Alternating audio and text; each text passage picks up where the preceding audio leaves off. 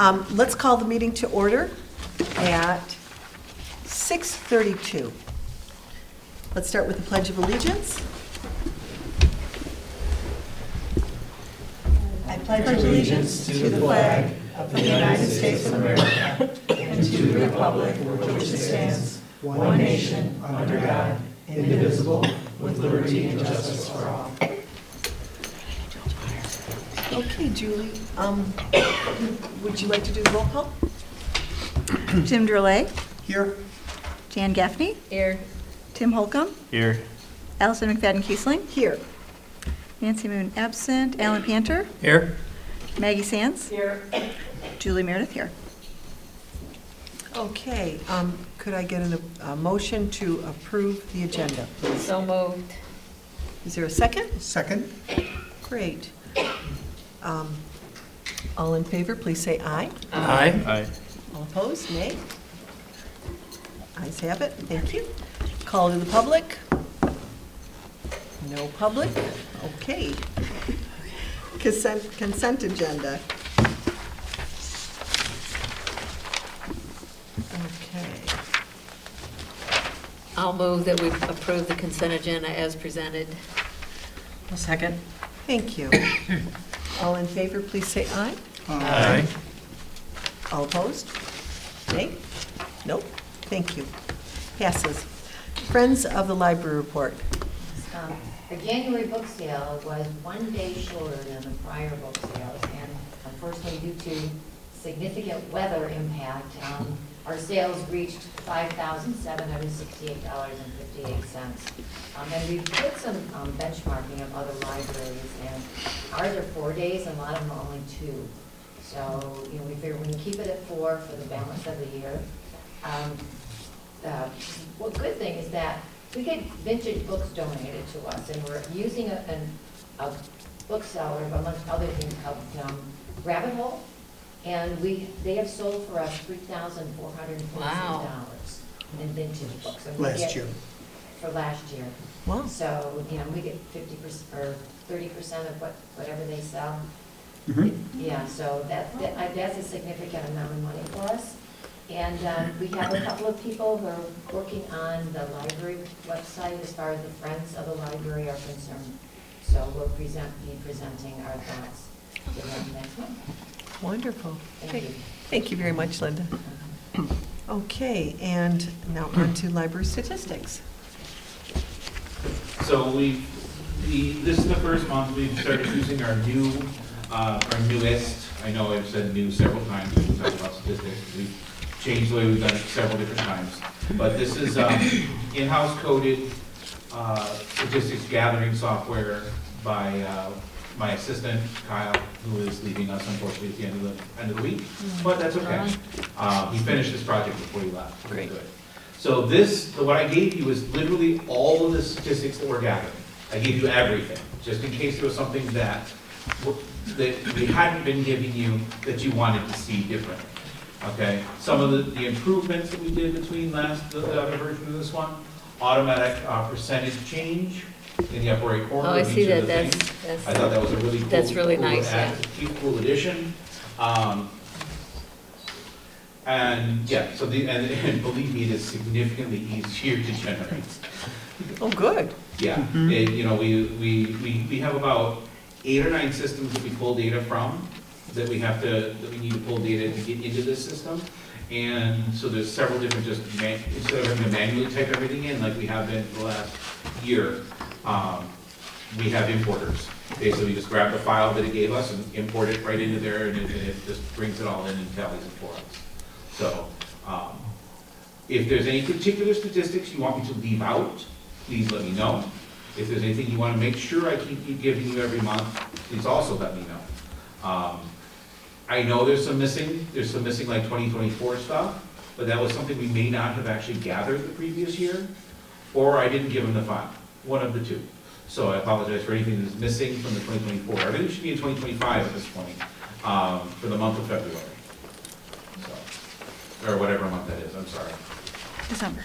Huh? December. December. December, I yeah. don't even remember what month it is, I'm sorry. You and me both. What does CMR stand for? Where we are. This room here, the community meeting room. Right where What we about are. YAR? A youth activities room. Okay. So that's the room, actually the other end of the building. Okay.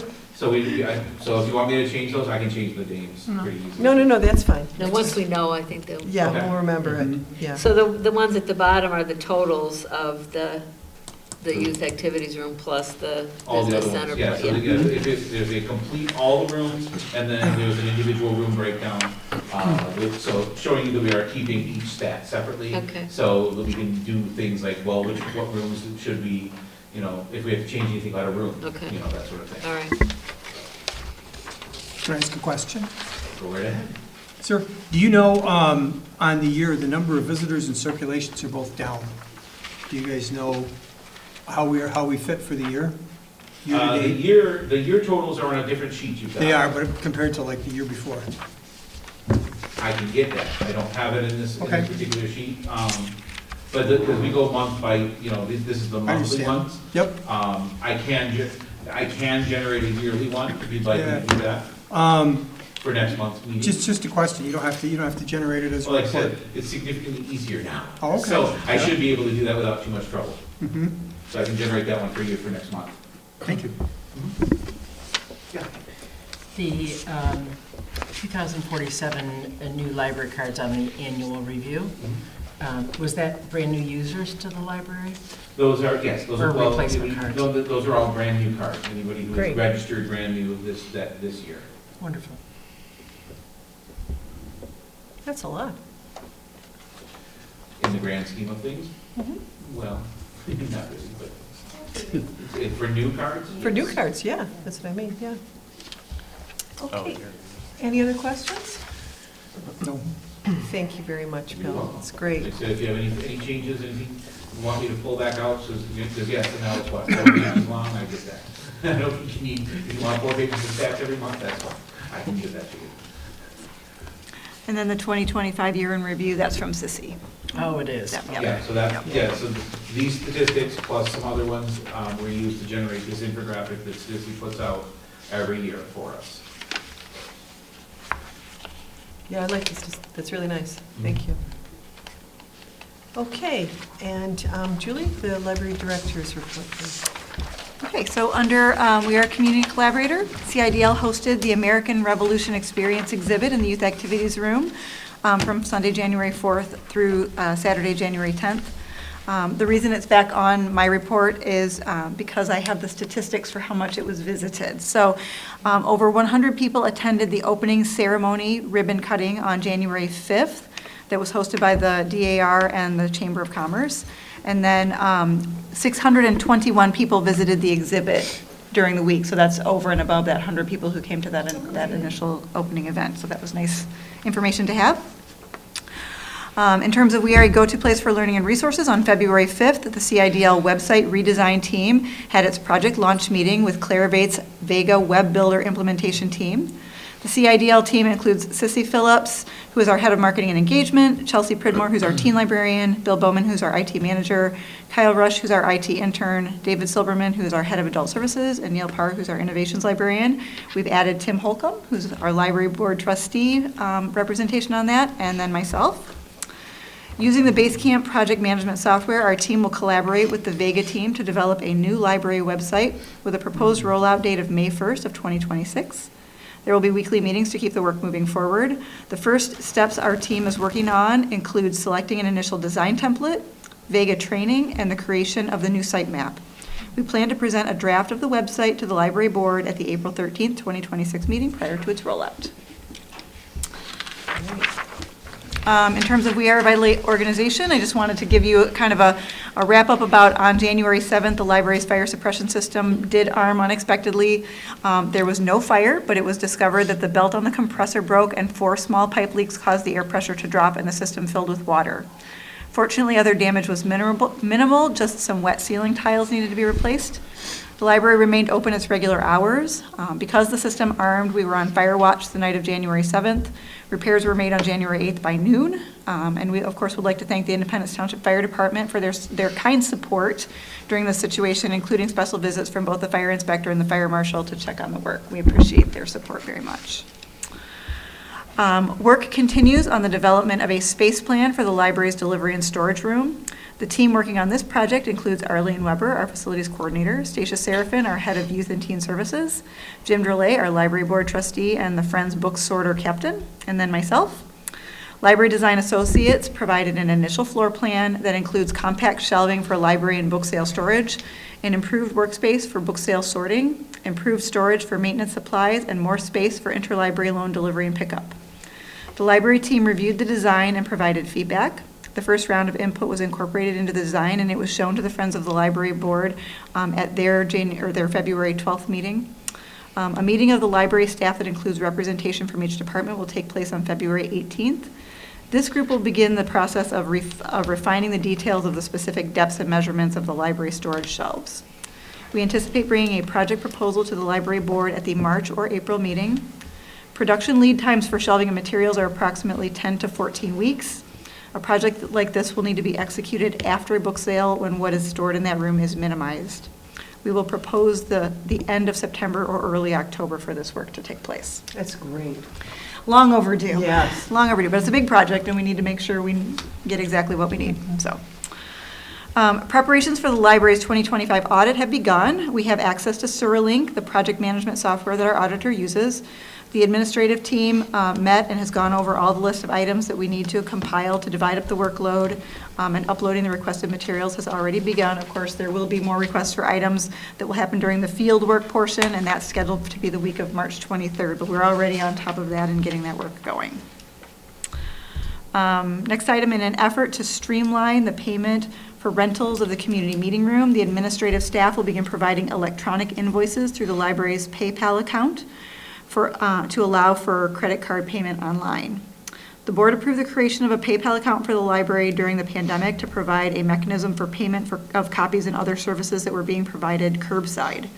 While we still provide a variety of curbside services, we haven't used our PayPal account as much recently, so putting this account to use in this way is an efficient way to solve a problem with a mechanism that already exists. And then last, in the... Can I ask a question about that? Certainly. So I assume that we have an electronic transactions policy? Mm-hmm. Okay. Is PayPal included in that? I believe it need to- is, but I'll double check Okay. that. That's a good question. Okay. I think it is, but I will double check that. I'm guessing if we have the policy and you guys did that, I wasn't here when you guys did that. Yeah. But probably. I will check that. I don't know if it lists everything individually, but I will double check that. Generalized. I think it's generalized, Well, but, then that'd be all right, yeah. right? Yep. Same policy applies. Yep. And last, in the coming weeks, the library's attorney will begin working on updates to the library's board bylaws and other board documents. As the drafts come together, we can have a subcommittee convene to review the documents before bringing them to the board for approval. So. Any questions about any of that? Great, thanks, Julie. Oh, you got a question? It's another question, well, I guess it is a question. The design for the back storage room, for the library's delivery and storage room. Yep. Can we see just look at it just for fun, not for any business other than to? You'll get the whole proposal. You'll get to see the whole thing, and it'll have, we'll show you the whole I plan. missed that detail. Okay, Yep. thank you. Yep. Yeah, at this point, it hasn't, it's being worked on, but the proposal has. March or April, thank you. Yes. Okay. Yep. I missed that point. Nope, that's okay. I hope you get to see the whole thing. You can have a tour if you like. All right. We'll go on the road. On the road, yeah. Any other questions? Okay, on to regular business. Review a proposal from MCD Architects. I'll just go over the basics from the agenda item form. At the December meeting, the library board took an initial look at a proposal for a library master plan from MCD Architects. It was discussed that there are a number of vendors that provide library space assessments or space planning and architects that design library building expansions. But I was looking for a more comprehensive master plan process for our library. Instead of developing an RFP to see what these various consultants would offer, I started researching to see if there was anyone out there that was specifically doing library master plans. My research led me to MCD Architects, who use a space utilization study and master plan service specifically for libraries. I spoke to libraries that had worked with MCD, invited MCD to look at our library and provide a proposal. and provided the proposal to the board for discussion in December. At that meeting, it was decided that a subcommittee would meet to talk with MCD. That committee consisted of Nancy Moon, Allison McFadden-Kiesling, Jan Gaffney, and Julie Meredith. After that meeting, the subcommittee felt that the entire board should have an opportunity to review and discuss the proposal with Stephen Schneeman, the principal architect. So it says Stephen will be joining us via Zoom, but I'm really excited that he was able to make it work and is here in person this evening. I do just want to make a couple of comments in terms of the things that were most important to me when I was looking for somebody for this project. Specifically, we wanted a space utilization study. We wanted to make sure that it included an aspect not only of staff input, but also of community input, that it would incorporate our strategic plan. I was really looking for a master plan. Municipalities, Parks and Rec departments, all of these kinds of organizations have master plans, and finding somebody who does library master plans was more complicated and difficult than I thought it was going to be. What I'm looking for in a master plan is a long-term plan with project elements that can be executed in phases. I'm looking for function as well as form. If anybody who knows me knows that I am practical to a fault. Designers tend to not like me because of that. So I really need somebody who can deal with the fact that I'm extremely practical. I am looking for a design aesthetic that fits with our community and a designer who listens, as well as a collaborative design process. So those were the things I was looking for as I was kind of going through this process of looking for something that would be a good fit for our library. So without further ado, I would like to introduce Stephen to come up and take the floor and tell you about what it is they are proposing. Thank you, Julie. And thank you, members of the board, for welcoming me. It's nice to be back, and nice to see Jan and Allison again as well. Nice to see you. Julie kind of teed that up nicely. She talked about master plans, and I have been involved in municipal government for over 20 years, and so very familiar with the master plan process. I've gone through numerous master plans. And about probably 7 or 8 years ago, started talking to many of our library clients about master planning for their libraries because, like Julie, I also am a very practical person, but I think that that practicality then helps lends itself to building a longer-term vision that is based on data and the true needs of a facility. And so we started to develop these tools specifically for libraries, and we work on a lot of library projects. We're currently working on several. In fact, we just kicked off our space utilization study for Rochester Hills Library on Friday, so just starting that process with them. But we found it to be an excellent tool for libraries, and it's become more and more popular. A few years ago at MLA, we actually advertised free consultation to have us take a look at your library. I was actually really surprised to find how few libraries had master plans, because once you've got a master plan and the board's adopted it, you've got that in perpetuity. So all of your leadership and all of your boards in perpetuity will have that tool at their disposal. It can be updated, it should be updated, but it helps guide your path forward. And we do typically provide multi-phase documents that can help, along with pricing, so you have at least order of magnitude ideas of what things cost if you want to do work in certain chunks. But we took it a step further, and instead of just master planning, we also developed a tool we call a space utilization study. So you've probably heard of the phrase space plan, and yeah, there's a lot of people that do space plans. What we've developed, though, is a much more comprehensive process in which we do a deep dive with library leadership and staff, and then depending on the desires of the library, also public outreach and input from the public. We even had one library one time, they put together a committee, they had two like preteens on the steering committee, which was really cool. And we do a deep dive, and we go through, we look at collections, we look at staff, we look at demographics of the community and trajectories. for those things. And then we also do a really deep dive look at every single square inch of the space. So we become very familiar with the facility, what its limitations are. The space utilization study is where we scrutinize things. We take a very critical look at your spaces. We ask tough questions of the staff, and really the staff typically are the people that know the space better than others and what works and what doesn't work. And so we want that master plan to be really based on data, to be data-driven, so that, again, when you're making decisions and you're rolling those out, not only here, but to the public ultimately, and asking them to fund it with library dollars, that you can point back and say, we did our homework. We took a really hard look at things, and these are the areas that we found that we need to address. And maybe you develop a first phase, and this is the first phase. These are the hot button issues that really need to be dealt with now. And then there's some other issues that may be down the road. So typically, what we'll do is put together a plan that there's immediate needs, and there's a little bit longer term needs, and then even longer term needs. And again, like I said, after a few years, you'll probably want to just update it. But the good news is the update is a lot easier because now you've already got the master plan, and it's just some tweaking that you're doing. So we have a couple libraries that we've already updated their master plan that we did like 3 or 4 years ago, and in addition to some of the phase 1 projects. So with that, I did bring along some examples. Is there any questions that anybody has? I also have an overtly gratuitous photo that I want to show everybody. Typically, when you see people updating their master plan, what kind of changes are they looking to make?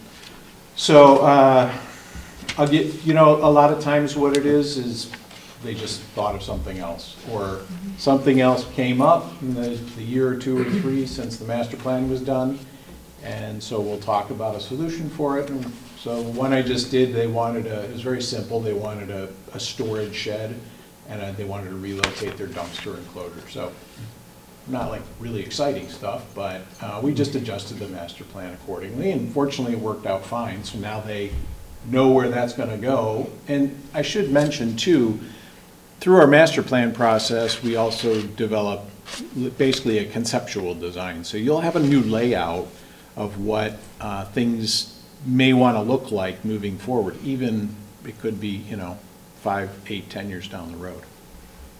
Does that answer the question? Thank you. Yep. Okay, so it's up on my screen. Oh, yeah. That's my gratuitous picture. I already showed it, but You can show it again. Please, we're seeing it again. that's my grandson, first and only. So I get to go see him on Friday. What's his name? His name's Caspian Jack. He lives in South Florida, however, so. That was really an egregious way to soften the crowd, though. I can't help myself. I got it on my phone, and Yeah.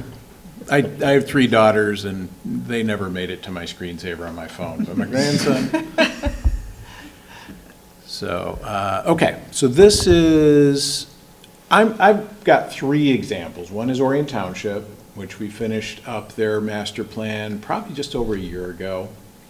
It was probably 6-month process, 6 to 8 month process. If you're familiar with that library, beautiful Yamasaki design library and a beautiful piece of property. And we worked closely with the staff. We spent a lot of time with staff. We have a series of questions that we distribute that have to be gone through. And again, it's our way of really trying to understand the library at a deep level. So I brought Orion Township, I brought, what were the other 2? Farmington, and then,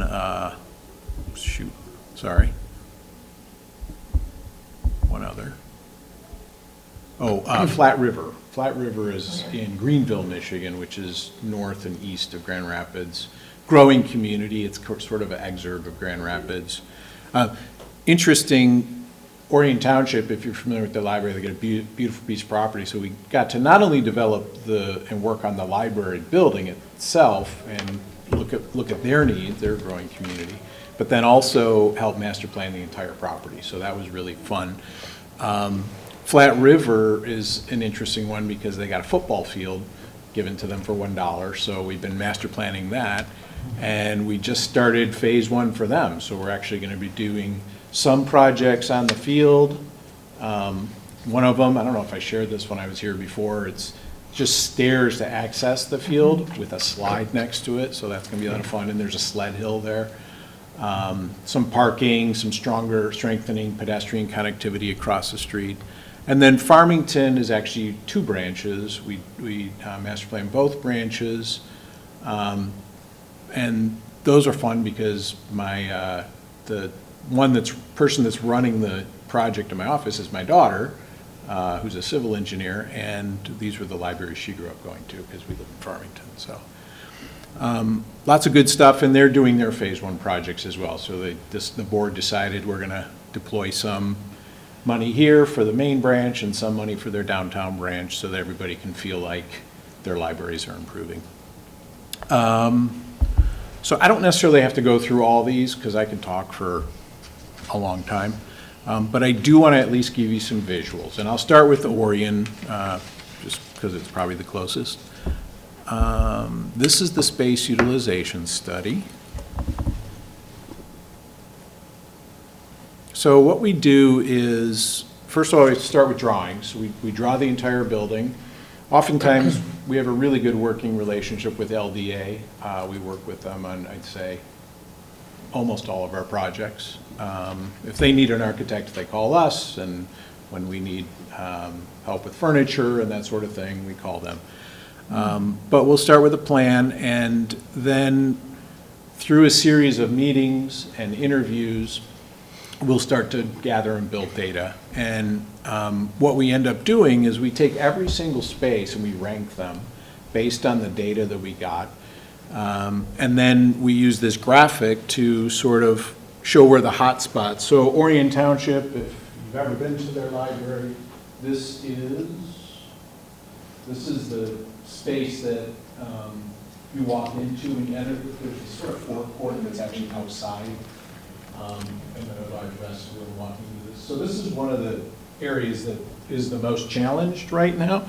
Some of their staff areas, and you can see the different colors, actually, the ranking there. So green is excellent. So some of them are okay. Some are fair, adequate, and then the ones that are in the red are poor, needs immediate improvement. Children's area was undersized. They're actually a family place, if you're familiar with that library. And so they're sort of undersized for their charge in that regard. They wanted a maker space, so we're looking at doing that. But this first look at it was really just what's wrong? Where are the challenges? Where are the areas that you really need us to address? And I should say that this was done just on the heels of their strategic vision as well, so their strategic plan. There's a lot of anecdotal information that goes to support this, and then in addition to this, I didn't bring it, but there's a whole packet of literally every word that's spoken, and now with AI, we don't miss a thing. It's all in there. Although we did realize that AI is smart enough to filter out like banter. We were talking about donuts, and it took that part out. It's like, didn't think they were really talking about donuts. But anyway, so we actually record everything, either video and or voice, and then that gets all turned into transcripts and meeting minutes that we distribute, and that becomes the basis then of the final deliverable package. So if anybody from the board or the staff or the public ever has a question about why a decision was made, you can go back through and it's actually all right there. So I said it's very data-driven. It really is. We use the data then to build this ranking system and then create the space utilization study.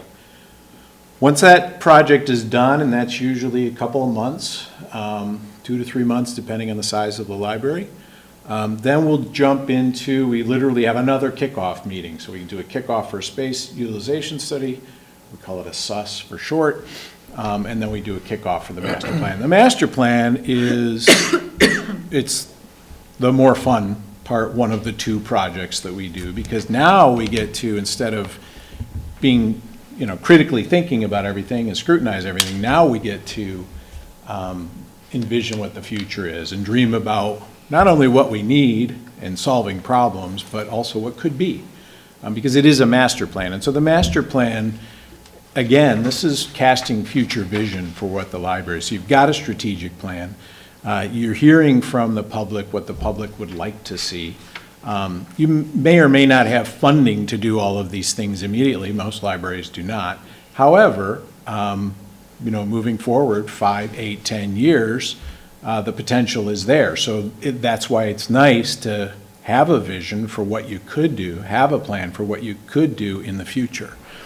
And it also is a way to get the public really engaged and excited to know that the library has plans for how to invest the money that's going towards the library in a wise way, in a way that's going to come back and benefit the community moving into the future. So I'm just going to show, let's see here. I think this is everything. So this is, I think, the entire master plan, so including the site. So because it's a large site, we had several different scales that we presented it in. If you're familiar, again, here's the building. They did a new parking lot, so we worked with the civil engineer to get the drawings, so their new parking lot is there, new drive-through. But we actually developed the entire site. So we developed this new boardwalk coming across this beautiful wetland here, a nature walk around a rainbow bridge, if anybody knows what a rainbow bridge is, which is ironic because it's right next to a cemetery. A wildflower and native planting garden, and actually a greenhouse. So that's one of the probably further down the road projects, but a greenhouse with a formal garden in front. And then this is the outdoor program area with a pavilion, outdoor study garden, this is outdoor learning and play, addition to children's, this is an addition for program rooms specific for children's, which they do not have. They just have a single room like this that they share between adults and kids. It's always used. Makerspace, a place for the bookmobile, and some maintenance. And then this entry, actually, we're going to expand it a little bit and put sort of an entry cafe in there, self-serve type of cafe with art exhibits. And basically, just a community. They're right on the Pollyant Trail, so there's a lot of traffic that goes right along the edge here. So they want this to be just a nice community amenity where people can come, have a coffee, sit, chat, read a book, meet a friend, et cetera, et cetera. So that's the kind of high-level look of that. This is just a little more zoomed in. Really, it's all the things I just described to you, just a little closer up view. The things we're working on right now, they're actually working on all of it, except for the program area, the greenhouse, and the nature walk. Everything else we're actually working on right now. We're doing schematic design for. So yeah, they're excited and we're moving forward. This is now zooming in even a little closer. Now we're into just the building. And I mentioned that you kind of get a conceptual layout. So these purple walls are actually all proposed. So this, I mentioned that children's program addition, so that's here. It's the viable new staff area here. This is addition of the learning play, indoor, then learning play, outdoor, expansion of collection, picture books, etc. A couple of family toilet rooms that they don't have, study rooms, tutoring, and then I could go through the whole space, all new staff area, and then changes to the teen and makerspace, et cetera. So there is kind of a concept plan that we do as a part of the master plan. So it's pretty specific. And we have to do that because if you're putting numbers to it, you have to have at least some idea of the direction that you're going to a level of specificity. This is just another shot that shows it with gets a little more detailed. And then for this one, we did renderings of what some of these spaces could feel like. So this would be the new entrance into, we're going to do glass skylights, so they have a big sunlit space that people walk into as they enter the library. This is that pavilion, the outdoor program pavilion, and then you can kind of see the study pods, outdoor study pods there just on the right. This is that outdoor children's learning play here. And then this is actually the addition from here over. Kind of looks exactly like the rest of the building, but that's the idea. It's a beautiful building. The community loves it. I mentioned it's Yamasaki design, and so we wanted to be very respectful of that. And the greenhouse. And then the director there, his name's Chase McMunn, he had an idea for a book bike, so you can actually borrow a bike to ride on the Pollyant Trail. And so that was the kiosk for that. Okay, so that was Orient Township. And again, I can show others if we would like, but I also want to be respectful of your agenda as well. So should I go ahead and show some other examples, or one more, or answer questions? Sure. Okay. Thank you. I will do Flat River because it's, I'm going to do Farmington, actually. We're wrapping these drawings up right now. We have to be done by the end of this month, so we're kind of in crunch time. So this is actually, it looks like the final deliverable. So this is kind of the whole packet that you would get at the end of the space utilization study. That's the main branch if you've ever been to Farmington. So we're working on multiple TMP designed buildings. This building was designed by TMP. I will say that of all the TMP buildings, libraries I've worked on, yours is by far the best. Really? So you got that going for you. Thank you. There's a lot of really good things going on in your library. This was also a TMP building that was designed in the 60s, and it's designed in what's called a brutalist style of architecture, if you're familiar with that. A lot of heavy concrete. Unfortunately, for whatever reason, they thought in the lower level they didn't need to give a lot of headroom, so literally have like 8 feet in the lower level. So the children's area, which is very large, is a very, very low ceiling that we're working very hard to make feel not oppressive. So one of the phase ones is actually working in the children's area in the lower level. But this was designed in the 60s. There was a big addition then done in the early 90s off to the south. Not brutalist style, but also has some, we'll say, some idiosyncrasies about it that have introduced some challenges. But the space utilization study, we were able to go through the entire space and really, again, identify those pain points. Some of them are very obvious. So interestingly enough, even though the building was built in the 60s and then an addition was done in the 90s, believe it or not, they never updated the toilet rooms. The main toilet rooms in the 1990s were still the 1960s toilet rooms. So I don't know why or how they got away with it, frankly, because ADA regulations were enacted in 1990. The new toilets were ADA compliant, but they weren't the primary toilets in the library. So one of the very first things we're doing is all new modern toilet rooms for patrons, right as people walk in the door.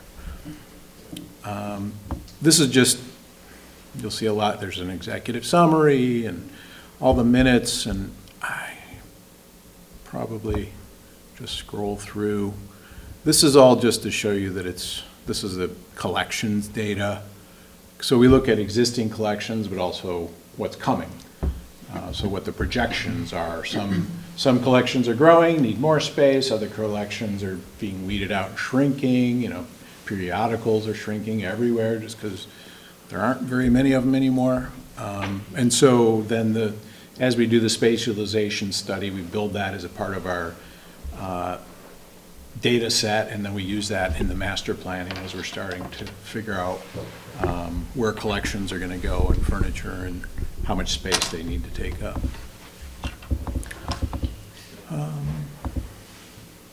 Some of this was, I think, information that they provided to us, things that they've seen elsewhere, staffing needs, some photos of existing spaces.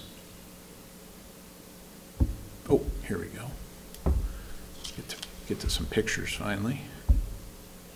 So this is the space utilization study for the main branch, and it's actually 3 levels. It's a tri-level. Also not a great idea. This is actually the downtown branch here, which interestingly enough, this was the first library that our firm ever designed. So 1970. And really very little's been done to it since then. So we're honored that we're the ones that get to breathe new life into it. And we're doing a lot of really fun things. Well, this isn't the master plan. This is where we just critiqued everything. So that's, and all the data again is on the side there. This is the main branch. This is the children's on the left, and then the mostly admin and large meeting room on the right, and then the main level. Oh, I don't know where the main level is. We do the site also. This is downtown. Downtown's interesting because it's actually right across the street from our office. It's very landlocked. It's right next to City Hall and the police station, public safety. It's got commercial, residential around it. So I'll show you in the master plan in a few minutes what we did. This is the main branch, much larger building, 77,000 square feet, I think, one of the larger libraries in all of Michigan, actually. And I think that's it for that. Here we go, it's the master plan. All right, this is the more fun stuff. So we're actually proposing a large addition here. This is phase 2, so as soon as we finish phase 1 at the end of the month, we're going to be starting on the design for phase 2. And I'll show you the site in a minute. What was fun is we were able to find all of this opportunity for space to add, because they were desperately needed space. I mean, this library has been the same size since it was built in the early 70s. The community's grown substantially, as you might imagine, during that time, but the branch has stayed the same. So we were able to find quite a bit of space. You can see the outdoor program area on the upper left corner. Particularly proud of that because it's basically in a place where nobody thought anything was possible, and so we're doing that there. And then we're also doing, I'll go back to that. We're also doing this outdoor amphitheater here, right on the corner. So this is Liberty, City Hall, literally right there, State Street. We're doing this really beautiful outdoor amphitheater. The future phase, we're doing an addition here because it's not ADA accessible right now, so it will be. And then that's that outdoor program area. I'll show you a rendering back in a few minutes. This is the proposed staff addition, which is going to be a huge boon for the library, because the gray is their footprint now, but their staff areas are all sort of squished in here. And you can probably imagine from a building that's been there for as long as it has, those staff areas are really inadequate. So by pulling the staff into this addition, we're now able to allocate all of that space in the library for public use. And then obviously much more efficient use for staff. Let's see if I can go to that. I guess that's the main. So that's downtown branch. I'll go over the main real quick. I know it kind of looks like a mess, but it's a diagram. There is a method to the madness. Each of these line types has a certain meaning to it, but essentially you can see this is all proposed, so opening up access to the low level children's, substantial changes to the entry here. These are actually, somebody asked about the changes to the master plan. So the outdoor storage and dumpster enclosure, outdoor staff break area, those were two of the recent changes we made to the master plan. But this is sort of an incremental approach. So Farmington's taking an incremental approach. They actually have the director retired. Her last day was like the 7th of January. But before she left, she actually put together a 10-year plan along with funding sources of how they're going to do all of the projects. You know, is it going to work out exactly that way? Probably not, but at least there's a plan in place and it can get adjusted as things go. And I think they're excited and the public is excited because neither of these branches has had updates in a very long time. But they've got a plan for moving forward and addressing some of the most critical needs. And I think this has, okay. These are the renderings here. So then this is that amphitheater I was talking about. So they'll have, it's just sort of a passive space for small performances, poetry, little concerts, kids can do things, magicians, whatever. But the kind of cool thing is it's really, this is right downtown also, on the edge of downtown Farmington. And so it's, you got residential here, residential commercial here, commercial over there, and then the city hall is just to the north of this. So it's a really great spot. Everybody's excited about that. This is that children's area that's recessed. So this right now, the windows go down about here, and then there's sort of some gardens here. And you can look out, it's pretty, but there's no way to get out there and use the space. So we've actually pushed this way out. We're building this new retaining wall. That white up there is actually the City Hall building. So it's relatively tight, but we actually get a lot of great space out there that they just never had available before or thought they could use. So that's that. That's just another shot of it. You can see the connection between the inside children's area and outside. This is a study area that we're doing near the main entry of, I mentioned the brutalist style architecture. That's why you see those big meaningless beams hanging out there doing nothing except looking brutalist. But this is a nice study area that we're developing right near the entry. And that's actually one of the phase 1 projects. Just another view of it. A way to soften the brutalism, I guess. And then this is the children's area. So this is that ceiling that I said was so low. So we're developing a much more, very bright, because it's a little dark down there right now. So it's bright, it's modern. Ultimately, we're not doing it in this phase. We're actually going to open up the whole front of the building with glass so that you don't feel like you're in a basement anymore. And you'll get a flood of natural light, and we think that's going to be transformative. But this is the initial one. Right now, you walk down some steps. You literally walk down steps. There's a concrete wall in front of you, and then you have to turn, go through a doorway, and then you turn and you see the bathrooms. And that's, so this is walking into the children's area. So it's really, from a wayfinding standpoint or a welcome to the children's area standpoint, it's not good. And when we did the space utilization study, that was one of the, that area was red on our, because of that. So now we're relocating the toilet rooms. Again, those were toilet rooms were from the 60s. They're all going to be updated, brand new family toilet rooms. But then when people walk in, immediately this is what they'll be greeted with. And we're taking out that concrete wall. So now when you come down the steps, you don't have to go through doorways and stuff. You just get greeted with this visual feast. So, yeah. I could talk about a lot of things going on in there, but I won't in the interest of time. Just another shot. Yeah, you can see that's where people would come down now. And some study rooms. Everybody needs lots of study rooms, so we're turning a quiet study area into individual study rooms. These are just, again, these are sort of, they picked a bunch of different little projects in each branch, so that's why we have these different renderings of these different things. So that's Farmington. I could keep going, or if you have any questions. Any questions? I do have a question. Do you also help in terms of staging? I was thinking the renovations, for instance, in the children's library we just saw would be extensive and probably make it so the space can't be utilized. Do you help the library plan where do they offer services to their patrons during construction and that type of things? Yes, we work with the library.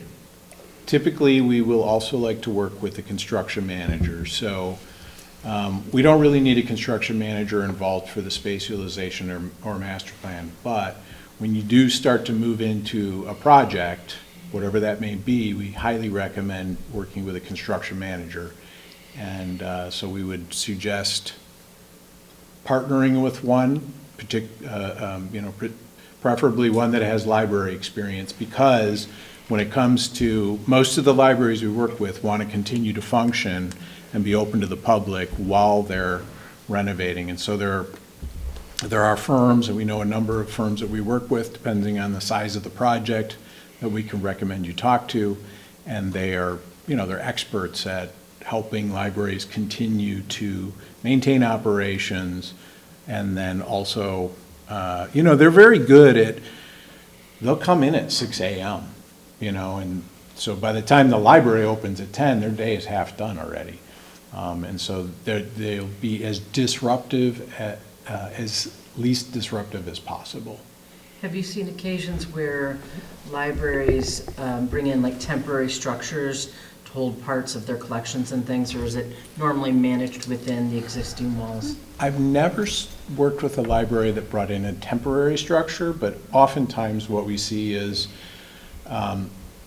we're working with, if you're familiar with the Bacon Memorial District Library in Wyandotte, Michigan. It's a beautiful old mansion on the river. And then there's this box, literally a square 1960s box. And so the box had not been renovated ever. So we're renovating the box completely. So they're just in the mansion. You still enter in between, there's an in-between space. We still enter there, and then they're offering, truncated program in the house right now while we do the box, update the box, and then they'll open that up. We're doing the Bryant Library in Dearborn, if you're familiar with that. It's a 100-year-old beautiful building. It's sort of Carnegie-esque in its design, but bigger. It was actually designed by an architect out of New York that did a lot of Carnegie libraries.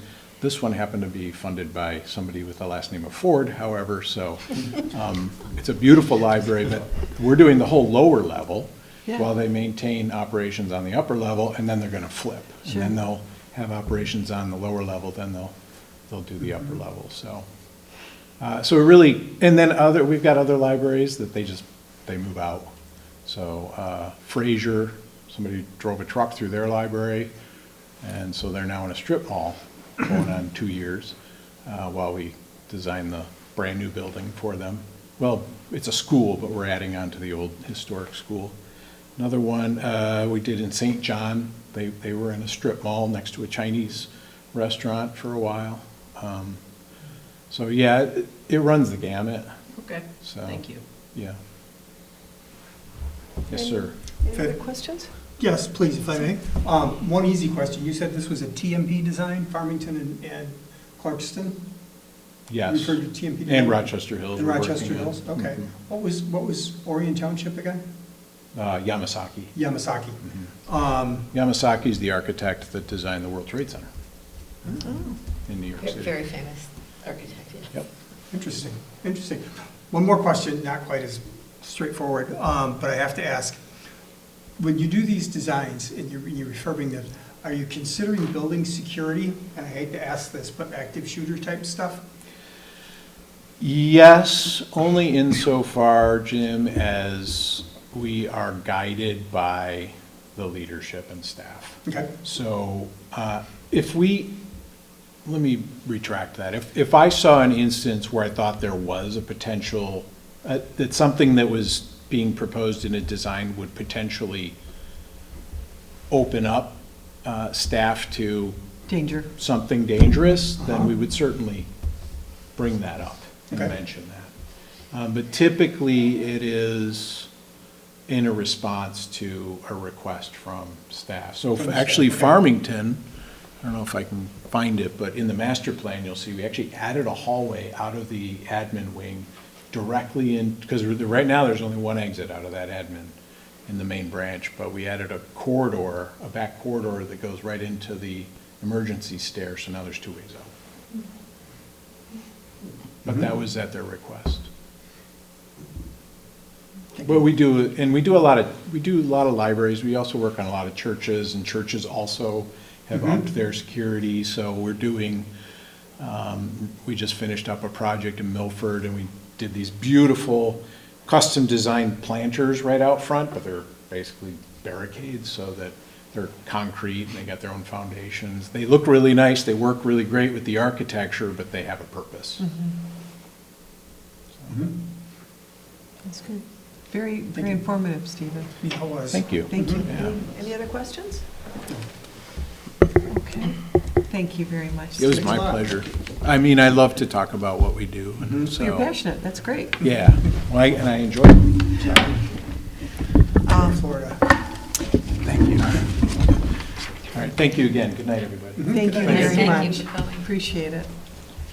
Okay, we had a great presentation by MCD Architects, Stephen. And now, is there further discussion that we wanted to have about this? Take a vote. Julie, can I, you might have gone over it before, but now I'm finally tuned into it. The timing, I know we have this in the budget for this year. Start to stop, the whole process by which he walked us through. How long does that take, 6 months? He said 6 to 9 months, Okay. and I would talk to him about timing it so that we wouldn't be overlapping too much with the website project that we're currently working on. Also being very mindful of our summer reading program. June, July, and August are our 3 busiest months of the year. But we want to make sure that we get this on the docket as a project to get going on. Yes. They've got a lot of projects in the works, so we haven't talked timing with them at this point. Okay. I didn't want to get ahead of myself, wanted to make sure that this was something the board was interested in doing and liked the proposal that was on the table at this time, or if there was more work to be done or more research to be done, then I could get going on that and get us going before the end of the year. So. I appreciated hearing it again. It was helpful. Yeah. And I presume you found his prices to be competitive. He's obviously has an expertise that isn't very common, but. Yeah, most of the one thing about libraries is we all tend to be pretty frugal, and there's kind of a price range that they understand that if they price themselves too high, that nobody will even talk to them. No So, funding. yeah. Terrific. Thank you. Thank you, Nancy. Okay, any other comments or questions? No. No? Okay, do I have a motion?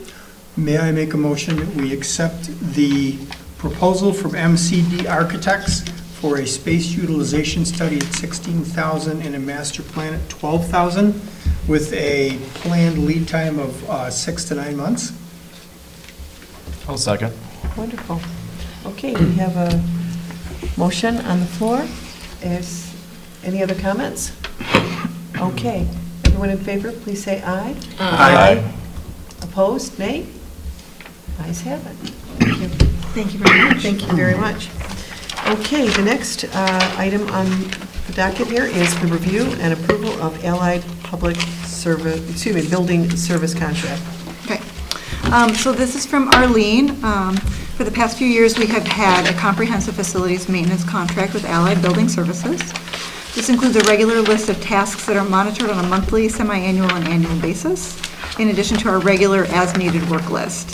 This has been a streamlined way for us to assure that our building is maintained with a preventative mindset instead of constantly reacting to things that need to be repaired.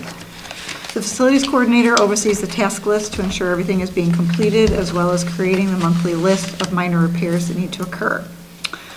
So there is some change in cost in this contract. The change in cost is between 25 and 2026. Has to do with additional work that might be done. So carpentry, electrical, HVAC, plumbing. The annual contract cost is staying the same, and the monthly contract invoice is staying the same. So the increase in the hourly rates is for the specialized workers for tasks outside of contract scope. We usually request a separate quote before engaging services that would include these rates, because we usually prefer to use a local electrician, plumber, and HVAC contractor. The task lists in appendices 1, 2, and 3 have some minor adjustments in the supplies provided by Allied at the beginning of the year, and the backflow testing has been added to the list of annual work, although there wasn't an additional cost added into that, but they did actually add it into the list as part of their regular process. And the overall proposed contract remains the same. We've been satisfied with the technician assigned to our building and with the service provided, and Arlene is recommending that we go ahead and renew the contract for 2026. I don't know if there are any questions that I can answer about this. It is already budgeted, and the verbiage of the contract was looked at by the attorney. We haven't made any changes to it. She approved it when we did it the first time. So the only thing that's changing is those numbers. And what year, how many years is this contract? I would have to double check that. It's,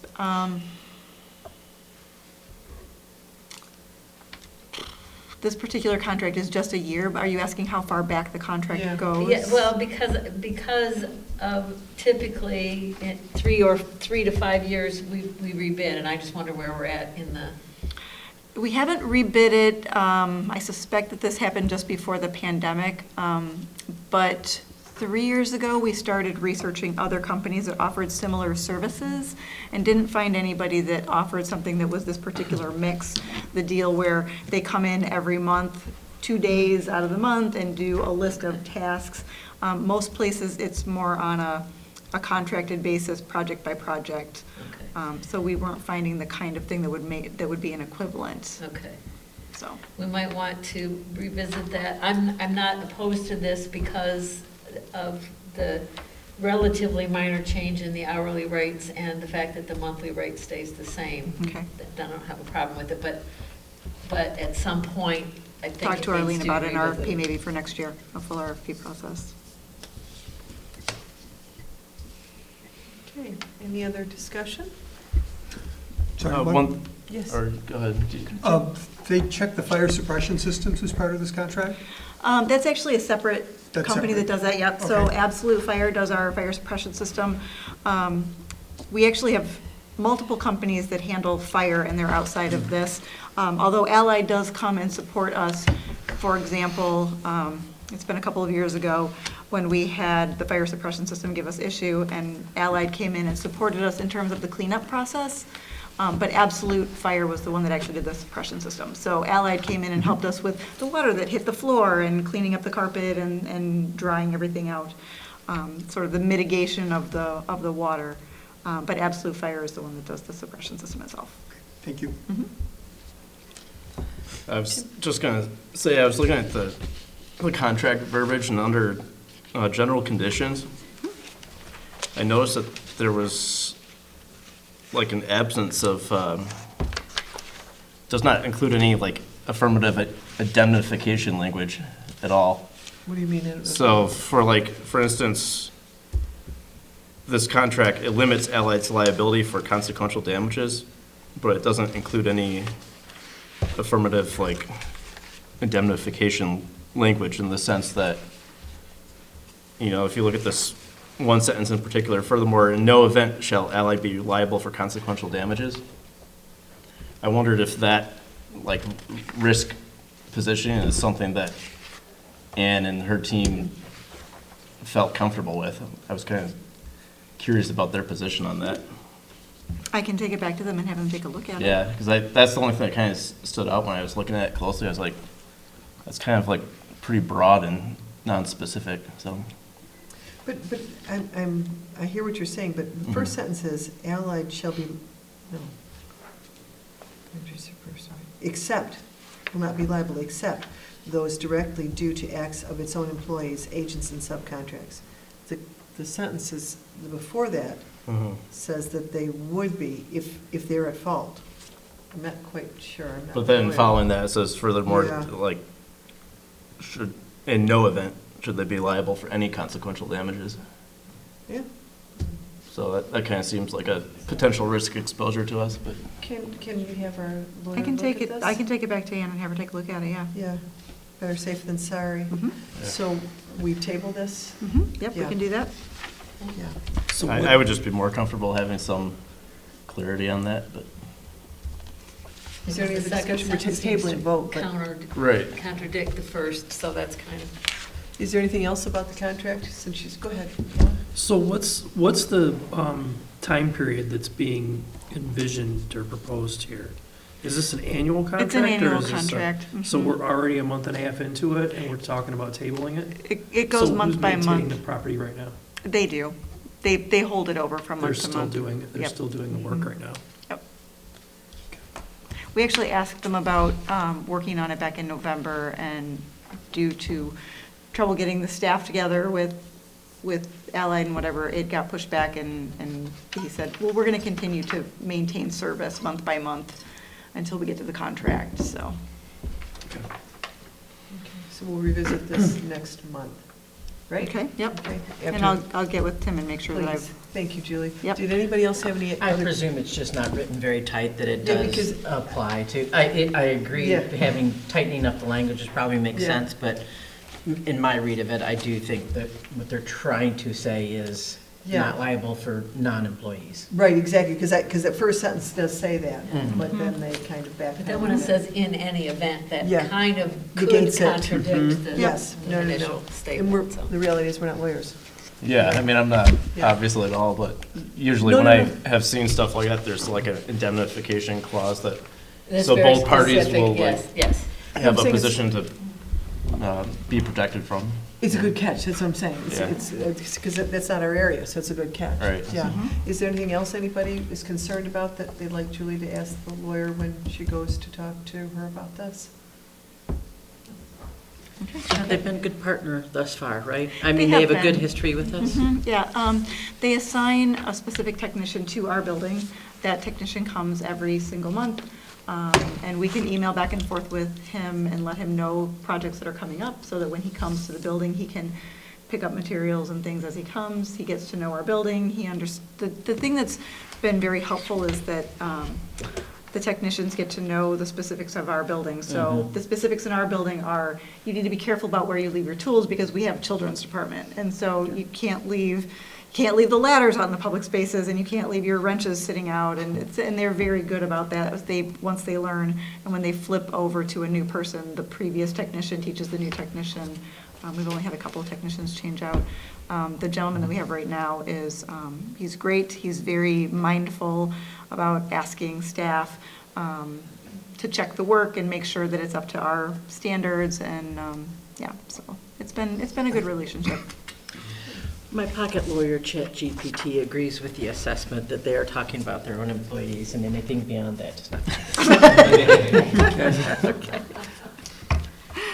I can have our attorney look at it, though, and tighten up the I language for agree. us. Thank you, Yeah. Julie, Yeah, appreciate no problem. that. Not a problem. Thanks. Okay, anything else for the good of the order before we take a motion to adjourn? No.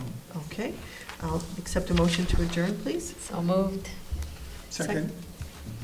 All in favor of adjourning? Aye. Aye. All opposed? Motion to adjourn. Thank you very much. Oh, meeting ended at 7:41. Thank you very much.